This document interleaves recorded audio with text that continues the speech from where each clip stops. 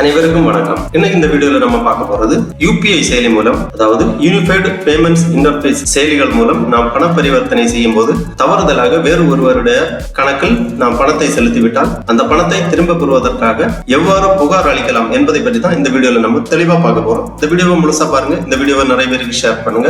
தற்போதைய டிஜிட்டல் உலகில் பொருட்கள் வாங்கும் போது பண பரிவர்த்தனைக்கு பதிலாக பிஹிம், போன்பே, ஜிபே, பேடிஎம் போன்ற யூபிஐ செயலிகளை நாம் பயன்படுத்தி QR கோடை ஸ்கேன் செய்து பண பரிவர்த்தனை செய்கின்றோம். அதே போல் வேறு ஒருவருடைய கணக்கில் பணத்தை செலுத்துவதற்கு போன் நம்பர் அல்லது வங்கி கணக்கு எண்ணை பயன்படுத்தி பணத்தை செலுத்துகிறோம். அவ்வாறு செலுத்தும் போது ஒரு எண் மாறுபட்டாலும் வேறு ஒருவருடைய கணக்கில் அந்த பணம் சென்றுவிடும். அவ்வாறு தவறுதலாக வேறு ஒரு நபருடைய கணக்கில் நாம் பணத்தை செலுத்திவிட்டால் அந்த பணத்தை திரும்ப பெறுவதற்காக இணையதளத்தில் நாம் புகார் அளிக்கலாம். அவ்வாறு புகார் அளிப்பதற்கு இந்த வெப்சைட்டை ஓபன் பண்ணிக்கோங்க. www.npca.org.in.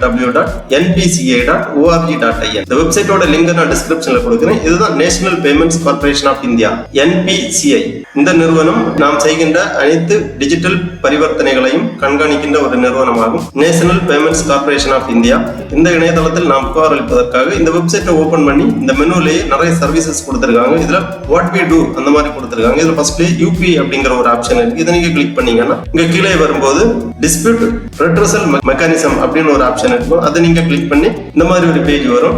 UPI dispute redressal mechanism அப்படிங்கிற இந்த பேஜ்ல புகார் அளிக்கலாம். அல்லது இந்த மெனுலேயே திருப்பி வேற ஒரு ஆப்ஷன் இருக்கு, கெட் இன் டச் அப்படி கொடுத்திருக்காங்க. இதுல UPI கம்ப்ளைண்ட் அப்படிங்கிற ஒரு ஆப்ஷன் இருக்கு. இதுல நீங்க கிளிக் பண்ணீங்கன்னா இந்த மாதிரி பேஜ் வரும். UPI டிஸ்பியூட் ரெட்ரஸல் மெக்கானிசம் அப்படிங்கிற இந்த பேஜ்ல கீழே வந்தீங்கன்னா இங்க கம்ப்ளைண்ட் கொடுத்திருக்காங்க. டிரான்சாக்ஷன், நான் டிரான்சாக்ஷன் ரெண்டு ஆப்ஷன் இருக்கு. நீங்க டிரான்சாக்ஷன் இந்த பரிவர்த்தனை அப்படிங்கிற இந்த ஆப்ஷன்ல கிளிக் பண்ணி நேச்சர் ஆஃப் டிரான்சாக்ஷன் கேட்டிருக்காங்க. இதுல கிளிக் பண்ணீங்கன்னா இரண்டு விதமான நேச்சர் ஆஃப் டிரான்சாக்ஷன் கொடுத்திருக்காங்க. Person to person, person to merchant அப்படி கொடுத்திருக்காங்க. அதாவது ஒரு நபர் இன்னொரு நபருக்கு டிரான்ஸ்பர் செய்வது அல்லது ஒரு நபர் ஏதாவது பொருட்கள் வாங்கி அந்த கடைகளுக்காக பரிவர்த்தனை செய்வது. இதுல ரெண்டு ஆப்ஷன் இருக்கு. இந்த ஆப்ஷனை கிளிக் பண்ணிக்கோங்க. Person to person. அப்புறம் இஷ்யூ கொடுத்திருக்காங்க.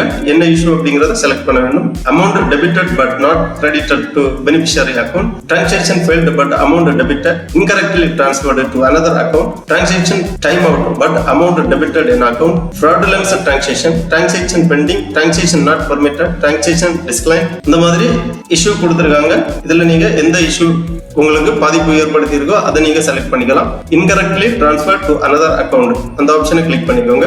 வேறு ஒரு நபருக்கு தவறுதலாக பணத்தை செலுத்தி இருந்தால் இந்த ஆப்ஷனை செலக்ட் பண்ணிக்கோங்க. அல்லது இதுல ஏதாவது ஒரு ஆப்ஷனை நீங்க செலக்ட் பண்ணிக்கலாம். என்ன ரீசன்ங்கிறத செலக்ட் பண்ணிக்கலாம். செலக்ட் பண்ணிட்டு அப்புறமா கமெண்ட்ஸ் கேட்டிருக்காங்க. என்ன புகார் என்பதை பற்றி நீங்கள் இதுல கமெண்ட்ஸ் எழுதலாம். அப்புறம் டிரான்சாக்ஷன் ஐடி கேட்டிருக்காங்க. நீங்க பரிவர்த்தனை செய்யும் போது உங்களுக்கு ஒரு டிரான்சாக்ஷன் ஐடி வரும். அந்த ஐடியை இங்க என்டர் பண்ணிக்கோங்க. அப்புறம் பேங்க் நேம் கேட்டிருக்காங்க. உங்க பேங்கை செலக்ட் பண்ணிக்கோங்க. அப்புறமா ரூபீஸ் எவ்வளவு அப்படிங்கறத என்டர் பண்ணிக்கோங்க. அதாவது அமௌண்ட் எவ்வளவுங்கிறத என்டர் பண்ணிக்கோங்க. அப்புறம் டேட் ஆஃப் டிரான்சாக்ஷன், நீங்க பண பரிவர்த்தனை செய்த டேட்டை இங்க என்டர் பண்ணிக்கோங்க. அப்புறம் உங்க இமெயில் ஐடி என்டர் பண்ணிக்கோங்க. எல்லாமே கிளியரா என்டர் பண்ணி சப்மிட் பண்ணிக்கோங்க. உடனே உங்க கம்ப்ளைண்ட் சமர்ப்பிக்கப்படும். உங்களுக்கு கன்ஃபர்மேஷன் இமெயில் வழியா வரும். அப்புறமா இங்க டிஸ்பிளேல உங்க கம்ப்ளைண்ட் ஐடி திரையில் தோன்றும். அந்த கம்ப்ளைண்ட் ஐடியை நோட் பண்ணி வச்சுக்கோங்க. ஃபியூச்சர் ரெஃபரன்ஸுக்காக தேவைப்படும். நீங்கள் இவ்வாறு புகார் அளித்து 7-8 நாட்களுக்குள் உங்களுக்கான பணம் திரும்பவே உங்க அக்கௌண்ட்லேயே செலுத்தப்படும். ஆகவே UPI ஆப்புகள் வழியாக பண பரிமாற்றம் செய்பவர்கள் தவறுதலாக வேறு ஒரு நபருடைய கணக்கில் நீங்கள் பணத்தை செலுத்திவிட்டால் அந்த பணத்தை திரும்ப செலுத்துவதற்காக இவ்வாறு புகார் அளித்து பெற்றுக் கொள்ளலாம். இது மிகவும் பயனுள்ள ஒரு தகவல். ஆகவே பொதுமக்கள் இந்த வாய்ப்பை பயன்படுத்திக் கொள்ளவும். பலரும் இந்த பிரச்சனைகளை அடிக்கடி சந்திக்க நேரிடும். அவ்வாறு உங்களுக்கு இந்த இஷ்யூ நிகழ்ந்திருந்தால் இவ்வாறு புகார் அளித்து உங்களது பணத்தை திரும்ப பெற்றுக் கொள்ளுமாறு கேட்டுக்கொள்ளப்படுகிறார்கள். ஓகே நண்பர்களே, இந்த வீடியோ உங்களுக்கு உபயோகமா இருந்துச்சுன்னா லைக் பண்ணுங்க, ஷேர் பண்ணுங்க. அனைவருக்கும் நன்றி, வணக்கம்.